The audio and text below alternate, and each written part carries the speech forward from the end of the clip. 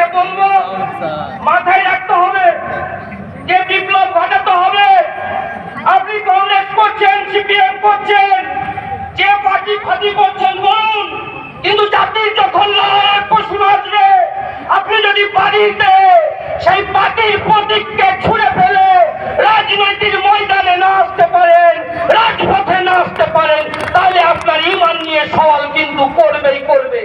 আগামী প্রজন্ম জিজ্ঞেস করবে যে আমার বাপ মাস্টার, আমার বাবা উকিল, আমার বাবা জজ, আমার বাবা চায়ের দোকানের বক্তা, আর যখন নরেন্দ্র মোদী স্টিম রোলার চালাচ্ছিল 2014 থেকে ধারাবাহিক ভাবে, সেদিন আমার বাপের ভূমিকা কি ছিল? আমি যদি আমার সন্তানকে একটা ফটো দেখাতে পারি, গর্ব করব। বেটা হঠাৎ পাচারের জন্য 15 মিনিট বক্তব্য রেখেছিলাম, গলা ফাটাল ছিলাম, এটা কিন্তু করবো। কাল কিয়ামতের মাঠে জিজ্ঞেস করবে না সুবহানাল্লাহ, আলহামদুলিল্লাহ, আল্লাহু আকবার।